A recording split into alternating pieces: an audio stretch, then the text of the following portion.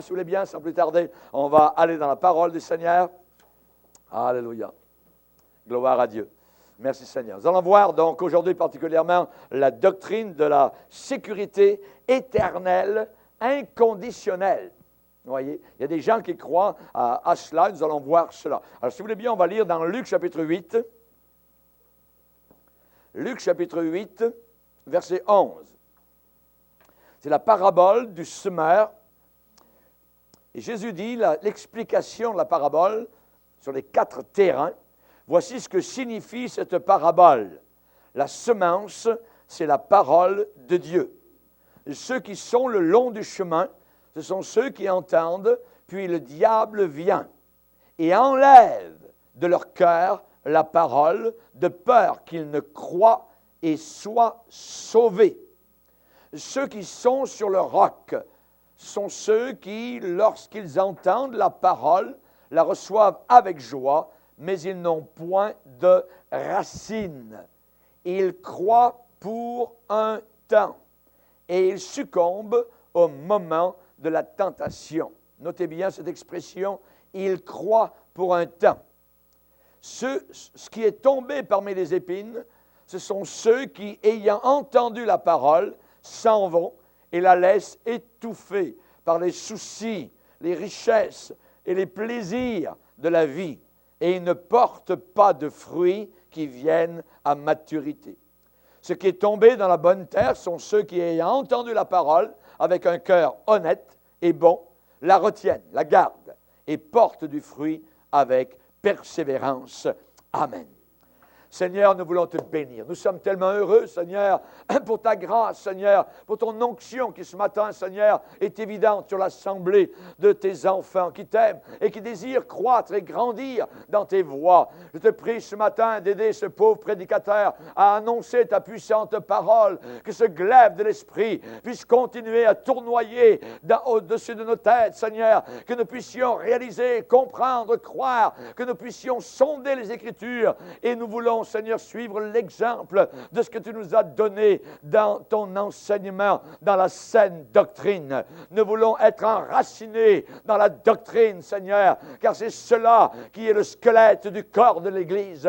Et nous désirons, Seigneur, ne pas être un corps flasque, un corps mou, un corps qui vraiment n'a pas de doctrine. Nous voulons croire à la saine doctrine, à l'enseignement de santé qui nous fait du bien. Nous te prions ces choses, Père, dans le nom de Jésus et pour ta seule gloire. Amen. Et tout le peuple dit Amen. Amen. Gloire à Dieu. Peut vous asseoir, frères et sœurs. Alléluia. Gloire au Seigneur. Vous savez, aujourd'hui, le choix d'une église est très important. Le choix d'une église est très important. Cela peut faire votre perte ou cela peut faire votre bonheur. Pourquoi? Parce que ça dépend au pied de qui je vais me tenir. Le genre de prédicateur aujourd'hui est très important. Je dois choisir. Je dois m'enlever de ce qui n'est pas conforme à la parole de Dieu et je dois me placer au pied de quelqu'un qui annonce la parole de Dieu selon l'exactitude des Écritures. Je dois comprendre la parole du Seigneur de façon équilibrée, de façon sage. Aujourd'hui, dans beaucoup de milieux, on lance aux chrétiens des bonbons. Ils entendent des bonnes paroles. Ils entendent des paroles qui les flattent, qui les encouragent, qui ne les dérangent pas et qui les endort, littéralement. J'aimerais vous donner, je dirais, une phrase qui est très importante à retenir. Là où l'on entend des paroles douces, vous avez des cœurs durs, endurcis. Et là, vous avez des paroles dures, selon l'exactitude de la parole de Dieu, vous avez des cœurs tendres. Vous avez des cœurs tendres. Des gens qui se soumettent à la parole de Dieu. Le Seigneur a dit, ma parole n'est-elle pas comme un marteau? Mais dans beaucoup de milieux, vous n'avez jamais de coup de marteau. Vous n'entendez jamais la véritable parole de Dieu. Et les cœurs s'endurcissent. Des gens qui dorment, des gens qui vont un peu dans le monde, un peu avec Dieu, ainsi de suite, et tout d'un coup, il y a une couenne très, très dure qui pousse, je dirais, autour de leur cœur, ils deviennent insensibles. La doctrine de la sécurité éternelle, inconditionnelle. Cela veut dire sans aucune condition. Jésus a parlé, et je prendrai le départ de cet enseignement qui va durer toute la journée, le matin et le soir. Jésus dit, ceux qui reçoivent la semence sur le roc, c'est-à-dire sur les pierres dures, sont ceux qui, lorsqu'ils ont entendu la parole, la reçoivent avec joie. Pas de problème, très bien. Mais, il y a un mais ils n'ont pas de racines. Et une plante qui n'a pas de racines, lorsqu'arrivent, évidemment, les rayons du soleil très forts, elle va sécher parce qu'elle n'a pas de racines. Il y a des gens qui n'ont pas de racines. Et Jésus va ajouter, il va dire, notez bien, ces gens-là croient. Ils croient pour un temps. Ça veut dire qu'à un moment donné, ils ne croient plus. À un moment donné, ils abandonnent. À un moment donné, ils se détournent de Dieu. Et nous allons voir aujourd'hui particulièrement cet enseignement de sécurité éternelle inconditionnelle. Il y a des gens qui sont en enfer aujourd'hui parce qu'ils ont cru à la sécurité éternelle inconditionnelle. Quoi que vous fassiez, une fois que vous êtes sauvé, vous ne pouvez plus et jamais débarquer du salut. C'est très dangereux. Nous allons voir cela, donc, aujourd'hui. Il y a deux écoles de pensée sur le sujet de la sécurité du croyant. Il y a la première pensée qui est le calvinisme. Le calvinisme qui vient de Calvin, un prédicateur français qui a vécu en Suisse.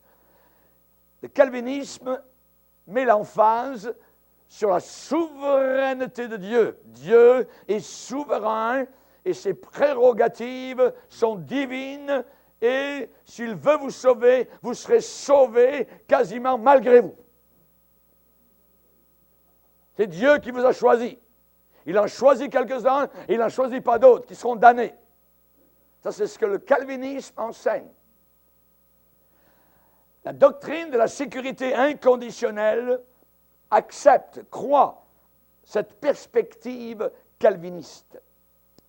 Une fois qu'une personne a été sauvée, une fois qu'une personne a accepté le sang purificateur, salvateur de Jésus-Christ, cette personne ne peut jamais être perdue par la suite, peu importe ce que la personne fait. Ça, c'est très dangereux. La deuxième vue, c'est la vue arménienne, où l'homme a une volonté libre. Dieu laisse l'homme libre.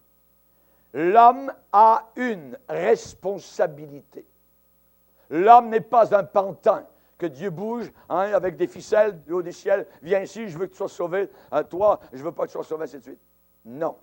Dieu, dans la vue arménienne, l'homme a une volonté libre. L'homme a une responsabilité personnelle face à son éternité.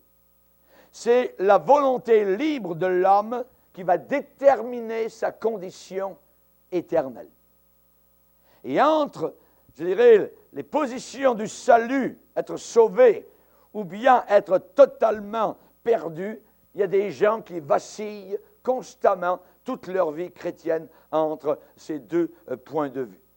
N'oubliez pas que le Seigneur a dit, dans Apocalypse 22, que celui qui veut vienne. Que celui qui veut vienne. Dans le calvinisme, ce n'est pas si vous voulez, si vous êtes totalement, malgré vous, je dirais presque, attiré irrésistiblement vers le salut. Et nous ne croyons pas cela. La Bible dit que celui qui veut,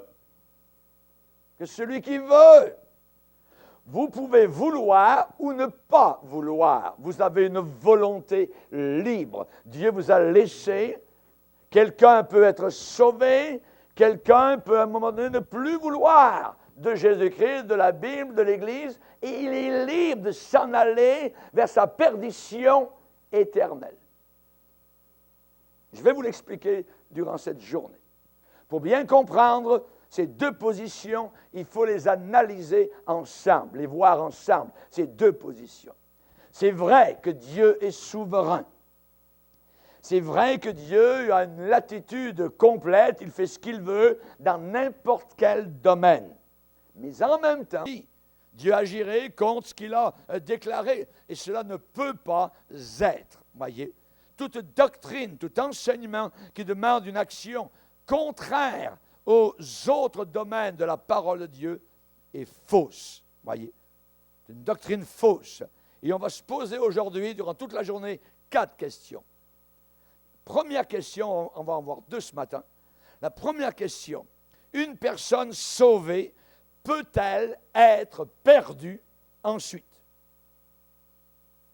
Une personne sauvée qui a accepté Jésus-Christ, qui s'est repenti de ses péchés, qui a été lavé dans le sang de Jésus, qui a été revêtue de la justice de Christ, une telle personne peut-elle être perdue, aller en enfer par la suite?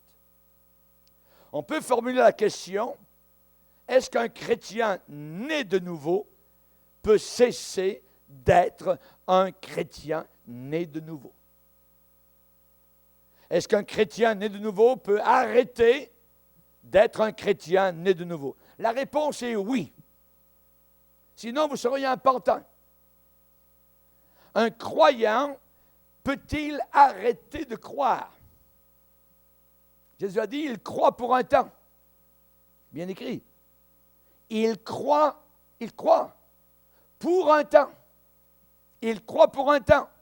Ça veut dire qu'à un moment donné, ils arrêtent de croire. Pas moi qui l'enseigne, c'est ce que Jésus a déclaré. Un croyant peut arrêter de croire. Est-ce qu'un chrétien peut arrêter d'être un chrétien né de nouveau? Ceux qui sont nés de nouveau, peuvent-ils tourner le dos à leur salut et être perdus de nouveau? On va dans le creux, littéralement. Voyez? Eh bien, j'aimerais vous dire qu'il y a des personnes dans la Bible qui, pendant un certain temps, ont été à l'intérieur de la grâce. Mais ensuite, ils ont été déchus, ils sont tombés de la grâce, et après leur chute de la grâce de Dieu, ces individus ont été perdus de nouveau. Ont été perdus de nouveau. Lucifer,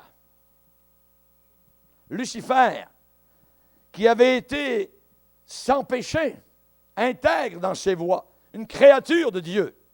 Lucifer qui avait marché parfaitement dans la grâce de Dieu, qui avait été intègre dans ses voies, tel que Ézéchiel 28 nous le déclare. Et on a une description poignante, évidemment, de cet ange magnifique, intègre dans ses voies. Intègre. Notez avec moi dans Ézéchiel 28. Ézéchiel 28, où on a une description. Ézéchiel 28, verset 12. Le roi de Tyr, ici, est en réalité est représentatif de Satan. Tu lui diras, ainsi parle le Seigneur l'Éternel, tu mettais le sceau à la perfection. Tu étais plein de sagesse, parfait en beauté. Tu étais en Éden, le jardin de Dieu. Tu étais couvert de toute espèce de pierres précieuses, sardoine, topaz, diamant, chrysolite, onyx, jaspe, saphir, escarboucle, émeraude, or. Tes tambourins et tes flûtes étaient à ton service, préparés pour le jour où tu fus créé. Satan a été un être qui s'était appelé au départ Lucifer, qui vient de luce, qui veut la lumière, un astre brillant, voyez, et qui ensuite a été déchu.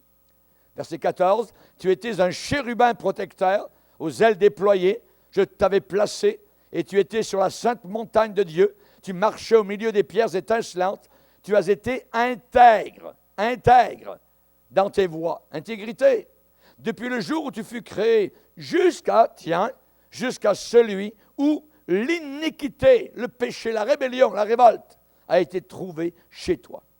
Par la grandeur de ton commerce, tu as été rempli de violence, tu as péché, je te précipite de la montagne de Dieu, je te fais disparaître, chérubin protecteur, et ainsi de suite. Voyez? Donc, on voit que Lucifer a été déchu. C'est une description poignante, voyez, et sa fin est révélée. Voilà quelqu'un qui était destiné à rester autour du trône de Dieu et qui va se retrouver pour l'éternité en enfer.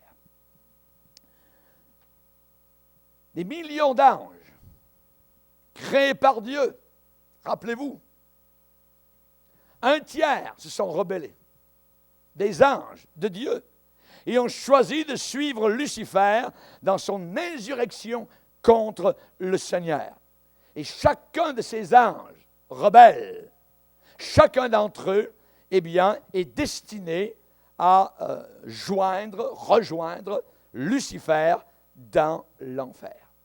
Jésus lui-même a dit, dans Matthieu 25, le feu éternel qui a été préparé pour le diable et ses anges. Pour le diable et ses anges. Ce n'était pas la volonté de Dieu, mais ces êtres créés par Dieu vont s'y retrouver parce qu'ils ont été des rebelles, sont détournés à un moment donné du Seigneur. Et Jude, au verset 6, va dire, ils n'ont pas gardé leur dignité et ils ont abandonné leur propre demeure. Ils sont devenus des démons, voyez, des démons, donc des esprits impurs, et ils ont attaqué et ils blasphèment le Seigneur, et ainsi de suite. Et aujourd'hui, évidemment, donc ils séduisent l'humanité. On a d'autres exemples. On a toujours la question, une personne sauvée peut-elle être perdue ensuite? Nadab et Abihu, deux fils d'Aaron, fils de pasteur. Aaron, sacrificateur de Dieu, appelé de Dieu, voyez.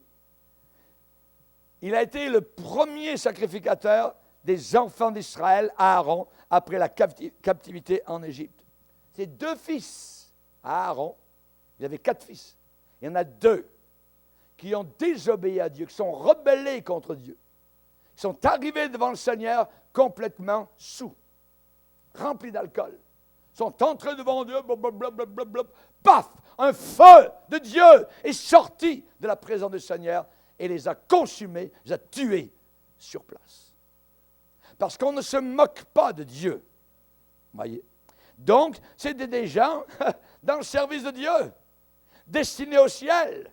Et ils vont se retrouver loin du Seigneur, évidemment. Et Dieu, j'imagine, n'a pas agi d'un coup comme cela, par caprice. Mais depuis longtemps, il se moquait de Dieu, il riait de Dieu. C'était un très mauvais exemple devant l'Assemblée d'Israël. Ces millions de personnes sorties d'Égypte, voyez, jusqu'au jour où ils ont continué et Dieu les a tués.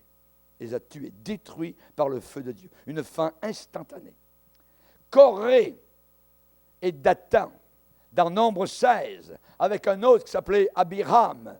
Eh bien, qu'est-il arrivé, évidemment, donc, à Corée et à ses compagnons rebelles? Corée était un sacrificateur. Il était un lévite. Et il portait l'encens devant Dieu.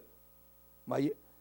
Et dans les services, évidemment, donc, d'adoration des Israélites, eh bien, Corée et Dathan, Abiram, tous ces gens-là servaient le Seigneur. C'était des gens reconnus parmi, le peuple d'Israël dans le désert. Et vous savez qu'ils se sont rebellés contre le Seigneur. Qu'est-ce que Dieu a fait? On va le lire maintenant dans Nombre, chapitre 16. Nombre, chapitre 16.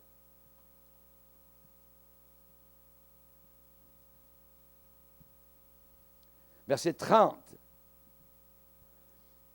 Nombre 16, verset 30. Mais si l'Éternel fait une chose inouïe, si la terre ouvre sa bouche pour les engloutir avec tout ce qui leur appartient et qu'ils descendent vivants dans le séjour des morts, vous saurez alors que ces gens ont méprisé l'Éternel. Et comme il achevait de prononcer toutes ces paroles, la terre qui était sous eux se fendit. La terre ouvrit sa bouche et les engloutit, eux et leurs maisons, avec tous les gens de Corée et tous leurs biens. Ils descendirent vivants dans le séjour des morts, eux et tout ce qui leur appartenait. La terre les recouvrit et ils disparurent au milieu de l'assemblée. Tout Israël qui était autour d'eux s'enfuit à leurs cris. On comprend. on comprend ce jugement, évidemment, donc, du Seigneur. On sait que Corée, Dathan, Abiram, il y en avait d'autres, il y avait On aussi, vous voyez. Et évidemment, ces gens-là ont dit, Dieu parle aussi par nous, tout ça. On n'a pas besoin de suivre Moïse. Ils mettaient la rébellion dans le camp du Seigneur. Dieu a agi. Ces gens-là étaient destinés à servir Dieu, à aller au ciel. Vont-ils se retrouver au ciel? Jamais. Jamais. Oui. Jetés dans l'abîme. Détruits, perdus, à jamais pour toujours, à cause de leur décision se détourner de l'ordre que Dieu avait établi dans le camp d'Israël. Saül, le premier roi d'Israël, voyez, un des prédicateurs de la doctrine de sécurité éternelle, inconditionnelle, a dit, Saül, le roi Saül a été sauvé quand il est mort. Et il est allé au ciel. Premier roi d'Israël. J'aimerais vous dire, si cet enseignement, si ce que ce pasteur déclare, si c'est valable et valide, si cette réponse est correcte, alors pourquoi Dieu a-t-il écrit dans sa parole, dans 1 Chronique chapitre 10, on va le lire, 1 Chronique chapitre 10, et verset 13, 1 Chronique 10, versets 13 et 14. Saül mourut parce que, voilà la raison, parce qu'il se rendit coupable d'infidélité, c'est-à-dire d'incrédulité, pas de foi, envers l'Éternel, dont il n'observa pas la parole, et parce qu'il interrogea et consulta ceux qui évoquent les morts. Il est entré dans l'occultisme. Il ne consulta pas l'Éternel. Aussi, voilà la raison, l'Éternel le fit mourir et transféra la royauté à David, le fils d'Isaïe. Quand vous venez de passer la nuit avec une sorcière, c'est une belle entrée pour le ciel. Vous arrivez devant le ciel, vous venez de parler avec une fille de Satan, vous n'avez même pas consulté le Seigneur, vous avez consulté le diable, et il y a des gens qui disent « Oh, Saül est au ciel. » Jamais de la vie. Sinon, ça va contre totalement ce que Dieu est. Et le problème dans l'Église aujourd'hui, c'est que les gens ne savent plus qui vraiment est Dieu. Ils ont l'image de l'Église catholique romaine, l'image du Père Noël. Ils n'ont plus l'image de la justice. Notre Dieu ne pourra jamais passer par-dessus sa justice. C'est impossible. C'est impossible. Balaam était un homme de Dieu. Mais si vous lisez les prophéties de Balaam, c'est quelque chose de bien, vous en êtes bénis. Mais la Bible dit qu'il est devenu un faux prophète, attiré par l'argent. Il a donné un conseil au peuple d'Israël en disant, allez vers les filles des païens. Vous allez voir, c'est merveilleux tout ça. Vous avez été trop longtemps dans le désert, tout ça, il vous manque des femmes, des filles, allez de l'autre côté. Et les filles des païens les ont invitées. D'où venait le conseil? Le conseil venait d'un homme de Dieu. Aujourd'hui, vous avez des supposés hommes de Dieu qui sont homosexuels, qu'ils soient pasteurs évangéliques, qu'ils soient catholiques, qu'ils soient évangéliques ou quoi que ce soit. Ils donnent des mauvais conseils. Essaye la fille avant. Ça s'appelle de l'impudicité. Ça s'appelle les œuvres des Nicolaïtes. Et Dieu va dire des œuvres que je hais. Des œuvres que je hais. Balaam a donné un faux conseil. La Bible dit que cet homme de Dieu qui était destiné au ciel est allé évidemment vers l'enfer. Il s'est ouvert à l'amour de l'argent, à la sexualité sans Dieu et il est devenu un faux prophète. Regardez, c'est pas moi qui le dis, c'est l'apôtre Pierre dans sa 2e épître.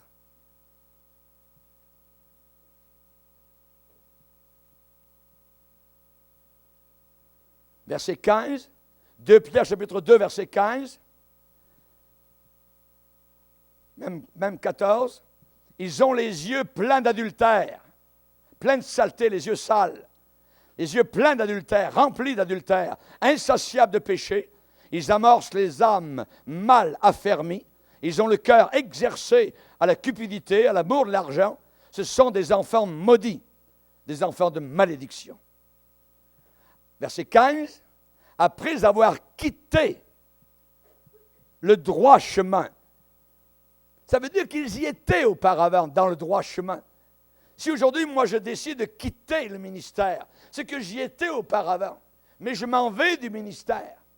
Et Balaam était dans le droit chemin. Et la Bible dit, il a quitté le droit chemin et ils se sont égarés en suivant la voie de Balaam, fils de Bosor, qui aima le salaire de l'iniquité, mais qui fut repris pour sa transgression. Une ânesse muette, faisant entendre une voix d'homme, arrêta la démence du prophète. Vous savez ce qu'il a dit, Balaam? Un jour, il a dit, « Oh, que je meure de la mort des justes! » Ah! Il était dans le camp des ennemis, mais il voulait mourir de la mort du juste. Il voulait aller au ciel, mais il n'est pas allé au ciel. La Bible dit qu'il est devenu un faux prophète. Un faux prophète. N'importe qui, à n'importe quel moment, peut se détourner de la foi en Jésus-Christ et aller vers sa perdition. Je ne crois pas une minute à la doctrine de la sécurité éternelle inconditionnelle. C'est Satan qui se faufile aujourd'hui, et les chrétiens disent, je peux me permettre ça, je peux me permettre ça, Dieu m'aime pareil, puis ça, puis je vais aller au ciel. C'est très dangereux. C'est comme dire, jusqu'à à quel endroit le plus proche du précipice je peux aller sans tomber dans le précipice. C'est très dangereux. Moi, je dis, je vais m'éloigner le plus loin possible. Là, je serai en sécurité avec mon Sauveur et mon Seigneur. Amen. Alléluia. Chers amis, quand Saül est mort, le premier roi d'Israël, alors qu'il avait consulté les démons, qu'il avait consulté une sorcière à Endor, est-ce que ça ressemble au rapport d'un enfant de Dieu qui est fidèle et qui, au moment de sa mort, est emmené pour être au paradis avec Dieu? On ne meurt pas comme ça dans la maison du Seigneur. Le soir auparavant, il n'a même pas consulté Dieu. Pourquoi? Parce que ça faisait longtemps et Dieu ne lui parlait plus. Dieu ne répondait plus. Alors, l'autre source, la seule et unique autre source, c'est Satan, du côté du satanisme. Et il est allé là, de ce côté-là. Et le lendemain, il a été tué. Est-ce qu'il est au ciel? Non. Non. La question, une personne sauvée peut-elle être perdue ensuite? Yes. Saül n'a pas été sauvé quand il est mort. Saül n'est pas allé au ciel. Les disciples de Jésus-Christ, qui avaient déjà auparavant marché personnellement avec lui, à un moment donné, se sont détournés de Jésus. Rappelez-vous, lisez bien les évangiles. Certains de ses disciples se sont détournés de lui, sont détournés de sa grâce, et la Bible dit qu'ils ne marchèrent plus avec lui. Jean 6, verset 66. Dès ce moment, plusieurs de ses disciples se retirèrent et n'allèrent plus avec lui. Si vous n'allez plus avec Jésus, l'apôtre Pierre a dit, mais Seigneur, à quel autre irons-nous qu'à toi? C'est toi qui as les paroles de l'Éternel. Quand quelqu'un se retire, quand quelqu'un s'en va, où va-t-il? La Bible dit, nous ne sommes pas de ceux qui se retirent pour se perdre. Notez bien le mot, P-E-R-D-R-E, se perdre, la perdition, l'enfer éternel. Nous ne sommes pas de ceux qui se retirent pour la perdition, qui veut dire qu'on peut se perdre après avoir été sauvé. C'est la crainte de Dieu qui doit être dans nos cœurs. Ça met la crainte de Dieu dans nos cœurs. Quiconque met les mains à la charrue, il a mis les mains à la charrue, et il regarde en arrière, et il retourne peut-être en arrière. Je dis, pas digne du royaume de Dieu. Il n'entrera pas dans le ciel. Il n'entre pas dans le ciel. C'est la raison pour laquelle, dans Hébreux 10, quand il est dit « Nous ne sommes pas de ceux qui se retirent pour se perdre », juste dans ce passage, au début du passage, il a dit « Vous avez besoin de persévérance. » Si une fois que j'ai donné mon cœur au Seigneur, je suis sauvé et que je n'ai pas besoin de persévérer, je peux retourner à mes vieilles voies. Pourquoi ce verset est-il là? Vous avez besoin de persévérance. Pourquoi ce verset est-il là? Vous avez besoin, je n'ai pas besoin de persévérance. Je suis sauvé, je Je suis toujours sauvé, je peux faire n'importe quoi, aller n'importe où, me vautrer. Je peux marcher avec le diable, avec Satan, l'occultisme, tout ça. Hein, je peux boire un peu la dope, la drogue, la boisson, les femmes, tout ça, et je serai quand même sauvé. Ça, c'est un fiel amer. C'est un fiel qui sort de la langue du serpent. Jésus a dit, celui qui persévérera jusqu'à la fin. Pourquoi j'ai besoin de persévérer jusqu'à la fin? Si une fois que je suis sauvé, je suis toujours sauvé, quoi que je fasse, où que j'aille, je fasse n'importe quoi. Vous avez besoin de persévérance. Et selon Luc 8, verset 13, Jésus a dit, la semence qui tombe sur le roc, eh bien, n'a pas de racines, sont des gens qui croient pour un temps et ils succombent au moment de la tentation. Ils croient pour un temps. Ils croient pour un temps. Voyez, il y a beaucoup de personnes dans des temps d'épreuve, des temps de tentation, ils tombent. Ils retournent dans le monde après avoir reçu la parole de Dieu. Certains vont dire, ils n'ont jamais été sauvés. Oh, yes, ils ont été sauvés. Ils ont démontré les fruits de la repentance. Ils ont été avec nous, ils ont loué le Seigneur. On avait une communion avec eux, c'était des véritables chrétiens. Semences sur le roc n'ont pas de racines, ils croient pour un temps. Ils croient pour un temps. Dans l'Église primitive, l'Église, il y avait dans l'Église un couple qui s'appelait Ananias et Saphira. Vous savez, pour le cas d'Ananias et Saphira, vous savez qu'ils sont tombés morts, voyez, dans l'Église. Dieu les a tués, Dieu les a jugés dans l'Église. Il y a un prédicateur qui a dit, Ananias et Saphira, ils ont été sauvés, ils sont allés au ciel. Même après avoir perdu la communion avec Dieu, ils sont allés quand même au ciel après leur mort. Ce prédicateur croyait dans la sécurité éternelle inconditionnelle. Mais j'aimerais vous dire, attention, si eux, Ananias et Saphira, sont morts et sont au ciel, sauvés, eh bien, ça ne se conforme pas du tout au principe de Dieu établi dans la parole de Dieu. Sois fidèle jusqu'à la mort. Fidélité jusqu'à la mort. Persévérance jusqu'à la mort. On nous demande de croire jusqu'au bout, pas pour un temps. Pas pour un temps. Et la Bible déclare que ces gens-là, ces deux personnes-là, ce couple, ont, un, menti au Saint-Esprit. Deux, ils ont tenté l'Esprit du Seigneur. Quel est le sort, répondez-moi, des menteurs dans la parole de Dieu? La Bible dit, tous les menteurs, leur part sera dans l'étang ardent de feu et de soufre, ce qui est la seconde mort. Tous les menteurs. Il n'y a aucun menteur qui est au ciel. Aucun menteur n'est au ciel. Et là, ils ont menti à Pierre, mais à l'Église, mais surtout au Saint-Esprit. Mentir au Saint-Esprit. Qu'arrive-t-il à ceux qui sont jetés dans le lac de feu? La Bible enseigne dans Apocalypse 20, verset 10, ils sont tourmentés jour et nuit au siècle des siècles. Tourmentés jour et nuit au siècle des siècles. C'est le sort d'Ananias et de Saphira qui ont tenté l'Esprit du Seigneur et qui sont morts, décédés directement à l'intérieur de l'Église. Hyménée et Alexandre. Voyez.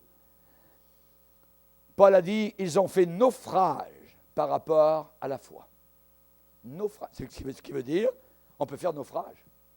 On peut partir, je dirais, toutes voiles ouvertes, sur l'océan, de la vie chrétienne, c'est merveilleux, mais on peut faire naufrage. La question qu'on voit, une personne sauvée peut-elle être perdue ensuite? Yes. Yes. Hyménée et Alexandre ont fait naufrage par rapport à la foi, a écrit l'apôtre Paul à Timothée. Même s'ils avaient été dans la foi auparavant. Même s'ils avaient été dans la foi auparavant. Donc, on nous avertit très souvent dans la parole de Dieu, de la colère de Dieu, réservée pour ceux qui se détournent après avoir connu la lumière. Après avoir connu la lumière. Des gens qui sont détournés de la foi. Vous savez qu'un jour, dans l'épisode du veau d'or, au pied de la montagne, c'était terrible. Tous ces gens-là, évidemment, il y a beaucoup de gens, des milliers, qui ont été jugés par le Seigneur. Mais Moïse a prié. Et il a prié le Seigneur. Et dans Exode, au chapitre 32, et au verset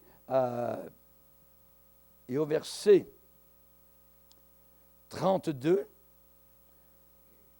chapitre 32, verset 32, Moïse a prié le Seigneur. Il a dit, pardonne maintenant leurs péchés. Sinon, efface-moi de ton livre que tu as écrit. Et l'Éternel dit à Moïse, c'est celui qui a péché contre moi que j'effacerai de mon livre. Qui veut dire qu'il y a une possibilité, après avoir été écrit dans le livre, que notre nom soit effacé. Pas moi qui l'invente, c'est ce que le Seigneur a dit. C'est celui qui a péché contre moi que j'effacerai. Ce n'est pas les hommes qui effacent, c'est Dieu qui efface. Il peut effacer. La possibilité est là.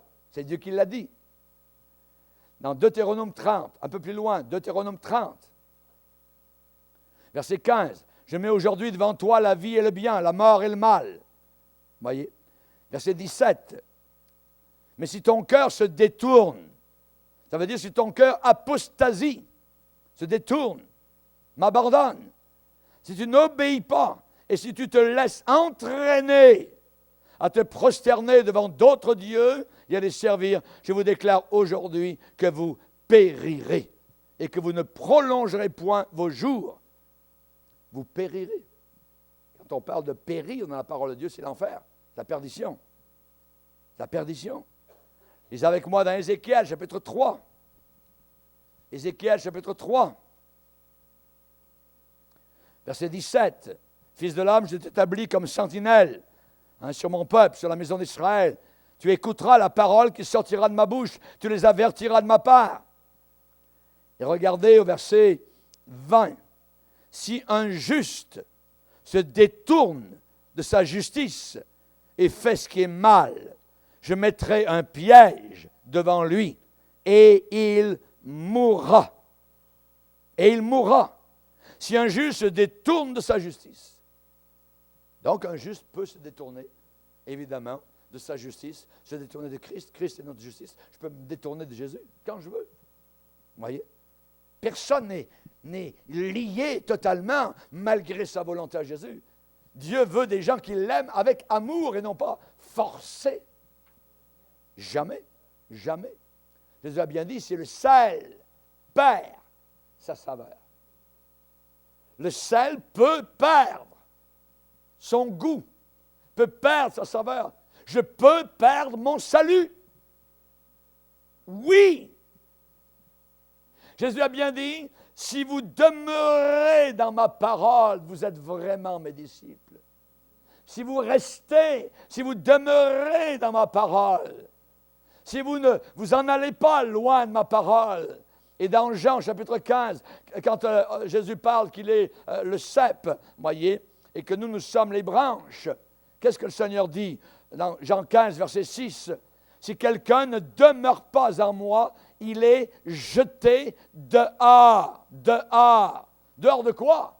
Dehors de la présence de Dieu, en dehors du ciel. Il est jeté dehors, comme le serment, et il sèche. Puis on ramasse les serments, on les jette au feu, et ils brûlent. Et ils brûlent. Est-ce que je peux être perdu après avoir été sauvé? Oui. On me parle que je peux perdre ma saveur. On me parle que je peux être jeté dehors. On me demande de demeurer, de continuer dans la parole de Dieu pour être un véritable disciple. L'apôtre Paul a accusé les églises de la Galatie d'être déchues de la grâce, d'être tombées de la grâce, d'être éloignées totalement du Seigneur. Il va leur dire, vous cherchez de nouveau, vous voulez retourner à une religion de bonnes œuvres. Vous voulez continuer, je dirais, vous voulez revenir, vous ne voulez pas continuer uniquement dans la foi, dans le sacrifice de la croix de Jésus-Christ. Vous voulez retourner à la circoncision, aux fêtes juives et tout ce blablabla. On n'a plus besoin de cela. Il dit, si vous faites cela, vous êtes, écoutez bien, séparés de Christ. séparés de Christ, vous êtes déchus de la grâce. Déchus de la grâce. Et on sait qu'à la fin des temps, de grands segments, des millions, je dirais, de supposés chrétiens vont apostasier. On a été avertis. L'Esprit dit expressément que dans les derniers temps, beaucoup abandonneront la foi. C'est des gens qui ont été sauvés, peut-être, mais vont retourner dans le monde, vont apostasier. Ils seront conduits non plus par le Saint-Esprit, mais par des esprits impurs, des esprits de mensonge, des esprits diaboliques, des esprits démoniaques, tels que la parole de Dieu nous l'enseigne. L'Esprit dit expressément que dans les derniers temps, beaucoup abandonneront la foi pour s'attacher à des esprits séducteurs, par l'hypocrisie de faux docteurs, par les mensonges, voyez, de faux docteurs. Donc, évidemment, ils se tourneront vers les démons. L'apôtre Pierre, dans sa deuxième épître, a dit, c'est pourquoi, frères, appliquez-vous d'autant plus à affermir, ça veut dire à rendre certain, votre vocation, ça veut dire votre appel, et votre élection. Parce qu'en faisant cela, vous ne broncherez jamais. On nous demande de nous appliquer. On nous demande d'être ferme, de grandir, de croître, de faire des progrès, de ne pas lâcher, de persévérer avec la grâce de Dieu, avec l'Esprit de Dieu qui nous porte, qui nous supporte. Car l'Éternel étend ses regards sur toute la terre pour supporter, pour soutenir ceux dont le cœur est tout entier à lui. Et dans 2 Pierre chapitre 2, au verset 20, 2 Pierre chapitre 2, verset 20, il est dit en effet, si après s'être retirés des souillures du monde, donc ils sont sauvés, ils se retirent des souillures du monde par quoi? Par la connaissance du Seigneur et Sauveur Jésus-Christ. Qui connaît véritablement le Seigneur Jésus-Christ? C'est la personne qui est sauvée. La personne qui n'est pas sauvée ne connaît pas Jésus-Christ. C'est qu'uniquement quand on est sauvé qu'on a la connaissance du Seigneur Jésus-Christ comme Fils de Dieu. Et en effet, si après s'être retiré des souillures du monde, des saletés du monde, par la connaissance du Seigneur et Sauveur Jésus-Christ, ils y retournent. Ils s'y engagent de nouveau. Ils retournent dans la saleté, la pourriture de ce monde. Ils l'aiment. On ne parle pas ici d'une peau de banane sur laquelle ils vont glisser ou un péché qu'ils ont commis de passage. On parle maintenant d'une vie, une manière. Ils aiment le péché. Ils se gardent de la porcherie. Ils s'y engagent de nouveau et sont vaincus, évidemment. Leur dernière condition est pire que la première, parce que mieux valait pour eux n'avoir pas connu la voie de la justice que de se détourner après l'avoir connu du saint commandement qui leur avait été donné. Il leur est arrivé ce que dit un proverbe qui est vrai, le chien est retourné à ce qu'il avait vomi, et la truie lavée s'est vautrée dans le bourbier.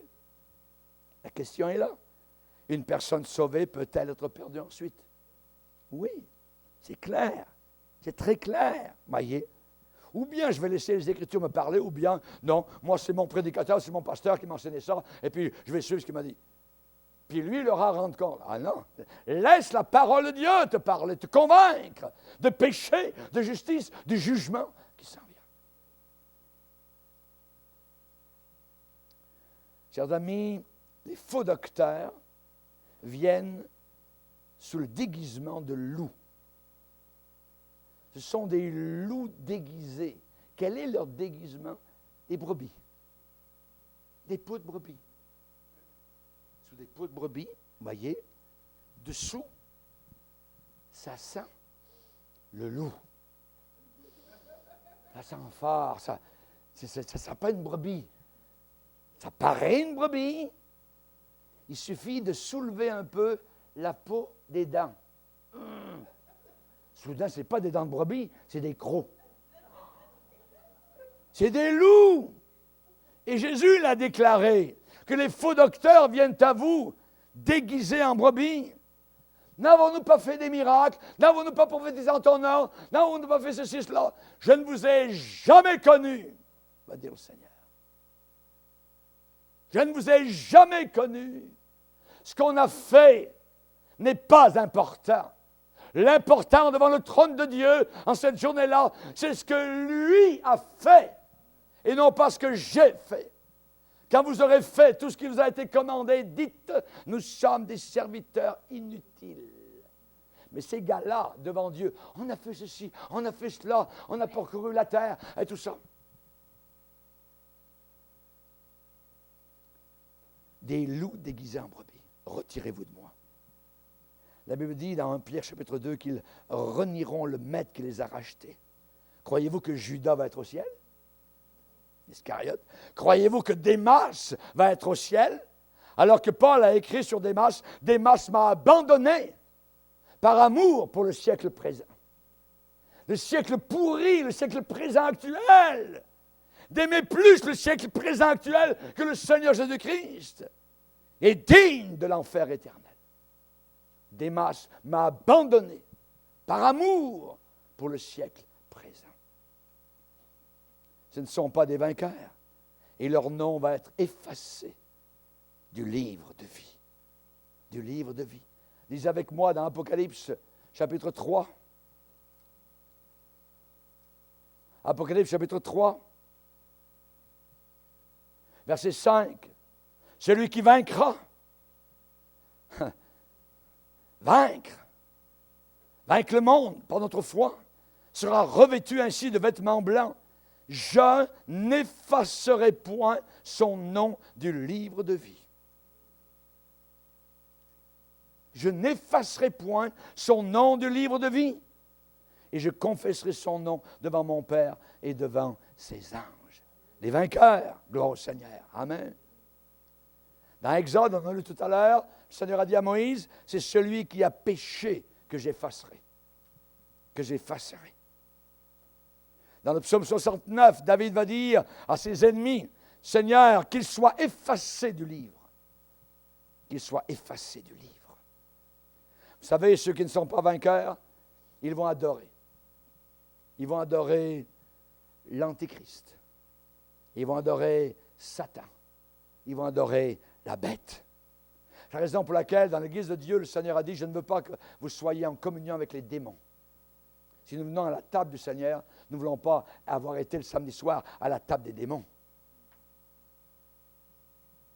Mais ceux qui ne sont pas vainqueurs vont adorer la bête, l'Antéchrist et les démons.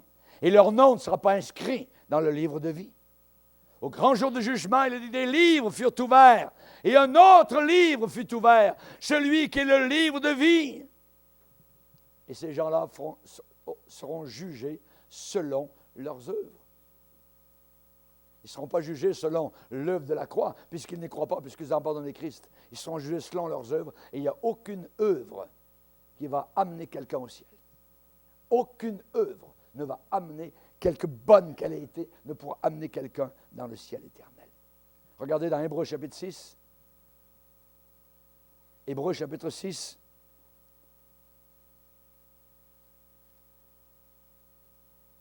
Verset 4. Car il est impossible. Ça veut dire quoi impossible? Impossible veut dire ce n'est pas possible. Ça ne peut pas arriver. Il est impossible que ceux qui ont été une fois éclairés, ça veut dire la lumière a brillé dans leur cœur, ceux qui ont goûté, ils ont pris part, voyez, ils ont goûté le don céleste.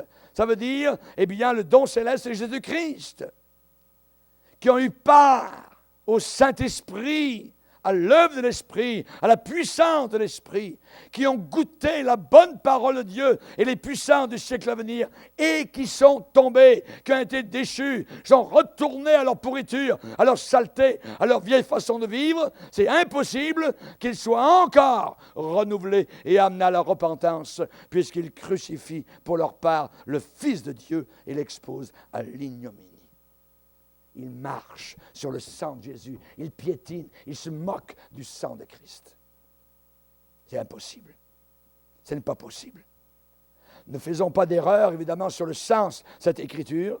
Ici, on ne parle pas d'un pécheur qui est sous la conviction du Saint-Esprit. Souvent, on voudrait remplacer ce qui est un peu obscur dans les Écritures pour ce qui est évident. Voyez? Non. Écoutez bien. Ceux qui tombent vraiment ceux qui reprennent le chemin, voyez, du club, qui reprennent le chemin du monde, qui reprennent le chemin du pays éloigné du Seigneur, ceux qui tombent vraiment après être venus à la connaissance de la vérité, ils crucifient. Ils crucifient pour leur part de nouveau le Fils de Dieu et ils exposent Jésus-Christ à la moquerie. C'est une moquerie totale. Pour un chrétien de se vautrer dans les bars, de convoiter les femmes, d'aller dans les clubs de nudité et de quoi que ce soit, il crucifie Christ de nouveau. Et on ne peut pas appliquer évidemment cela, je dirais, aux actions mauvaises d'un nouveau chrétien qui vient d'arriver à la connaissance de Dieu, qui commence juste dans la foi, évidemment, avec Jésus-Christ. On parle ici de quelqu'un qui a vraiment connu, qui a marché avec Christ et qui ensuite décide, non, c'est terminé, moi je retourne dans le monde. Donc, il y a beaucoup d'exemples dans la parole de Dieu qui démontrent qu'il est possible de demeurer dans la grâce de Dieu et ensuite de s'en détourner par décision volontaire personnelle. On perd son salut. On perd son salut. L'important n'est pas le départ. L'important, c'est l'arrivée. C'est l'arrivée. L'apôtre Paul pouvait dire à la fin de sa vie, j'ai achevé la course. C'est bien de commencer, mais il faut achever. Jésus a bien dit, celui qui persévérera jusqu'à la fin, soit fidèle jusqu'à la mort. Hébreu nous dit, pourvu que nous retenions jusqu'à la fin l'espérance que nous avions au départ. Pourvu. Si je suis sauvé inconditionnellement de mes actions pour tout le temps, pourquoi ces versets sont là? Pourvu que vous reteniez l'Évangile tel que vous l'avez reçu au départ. Pourvu que. On sait que le Seigneur a parlé du méchant serviteur, donc son serviteur au Seigneur, mais méchant. Le méchant, c'est celui qui retourne dans le monde, qui ne croit pas, voyez, et le Seigneur déclare que cet homme-là va se retrouver dans les pleurs et les grincements dedans. Ce n'est pas un serviteur sage et prudent. Le serviteur sage et prudent du Seigneur, il reste à son affaire, les mains sur la charrue, et il continue jusqu'à la fin. Je pensais qu'on verrait 2 questions, on en avait une ce matin. Amen. Il y en a d'autres pour ce soir. Amen. On a vu la question. Première, une personne sauvée peut-elle être perdue ensuite? Oui. Oui. La fin d'une chose vaut mieux que son commencement. Baissons nos têtes et prions le Seigneur.